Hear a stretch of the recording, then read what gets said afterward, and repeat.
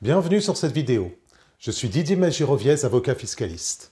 Aujourd'hui, je vais vous présenter les règles juridiques et fiscales relatives au crédit d'impôt recherche. L'article 244 quater B1 du Code général des impôts dispose que le crédit d'impôt recherche peut être demandé par les entreprises industrielles, commerciales, artisanales ou agricoles, ainsi que par les sociétés commerciales et les associations soumises à l'impôt sur les sociétés et exerçant une activité opérationnelle. Pour être éligible au crédit d'impôt recherche, l'entreprise doit être imposée selon un régime réel et doit de surcroît mettre en œuvre des dépenses de recherche. Toutes les dépenses de recherche ne sont pas éligibles au crédit d'impôt recherche. À cet égard, des conditions strictes doivent être respectées. Cette vidéo a pour objet de faire un point sur la définition du crédit d'impôt recherche ainsi que sur la procédure à suivre pour l'obtenir.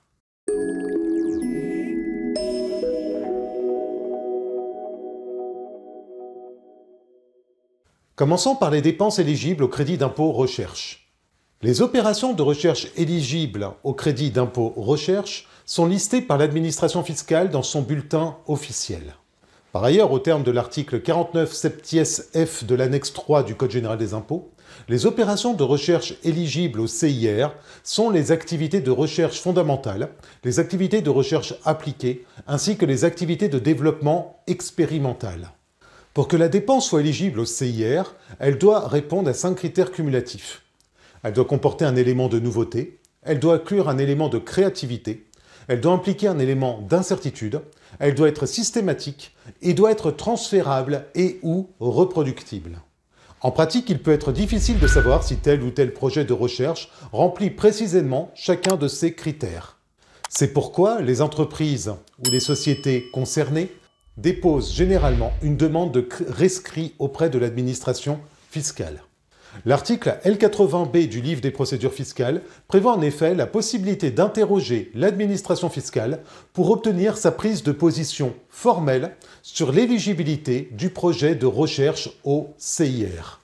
Il est également possible de s'adresser au ministre chargé de la recherche pour obtenir la confirmation de l'éligibilité du projet de recherche au CIR.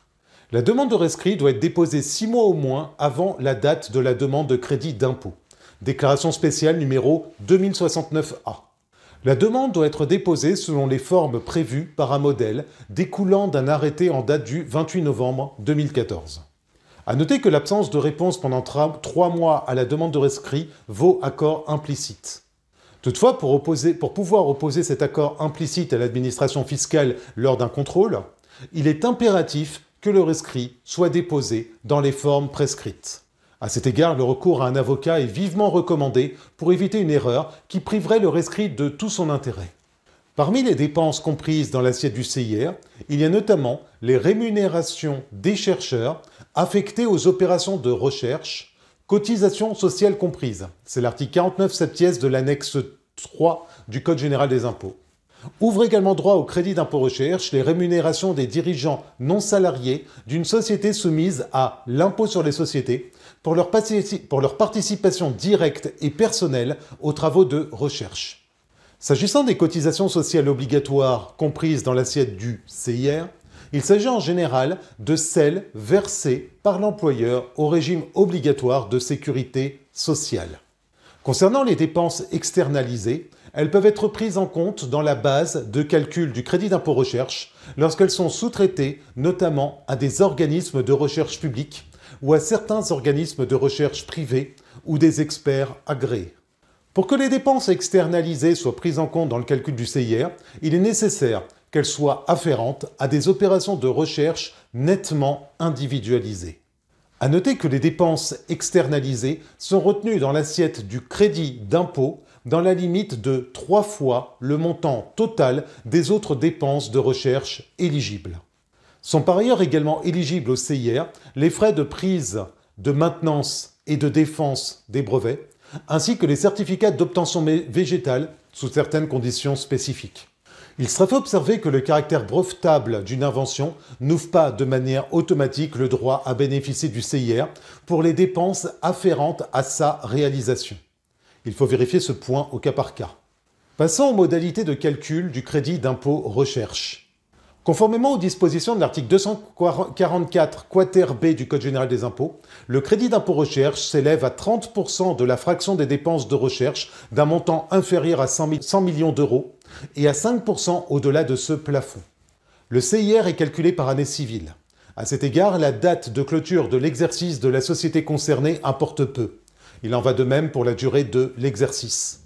En pratique, le CIR s'impute sur l'impôt dû par l'entreprise ou la société au titre de l'année au cours de laquelle les dépenses de recherche éligibles sont exposées. Si l'exercice de la société ne coïncide pas avec l'année civile, cette imputation est réalisée au titre de l'exercice clos l'année suivante. Lorsque le montant du CIR dépasse le montant de l'impôt dû, l'excédent est alors constitutif d'une créance sur l'État. Cette créance peut permettre de régler l'impôt dû au cours des 3 années suivantes. À l'expiration de cette période, si l'excédent n'a pas pu être imputé en totalité, un remboursement est effectué pour la fraction correspondante. À noter que les entreprises nouvelles et les jeunes entreprises innovantes peuvent demander le remboursement immédiat du CIR. Il en va de même pour les entreprises en redressement ou liquidation judiciaire. En pratique, la créance concernée peut être mobilisée auprès d'un établissement bancaire. Elle peut également être cédée à un organisme de titrisation. Pour bénéficier du CIR, les entreprises concernées doivent souscrire par voie électronique le formulaire numéro 2069A. Si l'entreprise expose plus de 100 millions de dépenses de recherche par an, elle est tenue de souscrire un état spécial, c'est le formulaire numéro 2069A1. Si l'entreprise a confié les opérations de recherche à des sous-traitants, elle doit alors souscrire un état annexe numéro 2069A2. Le délai de reprise de l'administration fiscale en matière de CIR expire la 3e année suivant celle du dépôt de la déclaration spéciale numéro 2069A. Vous souhaitez bénéficier de notre expertise pour interroger préventivement l'administration fiscale? Dans ce cas, n'hésitez pas à visiter notre site fiscalo.fr. Vous y trouverez une multitude d'informations utiles en matière de droit et de fiscalité patrimoniale.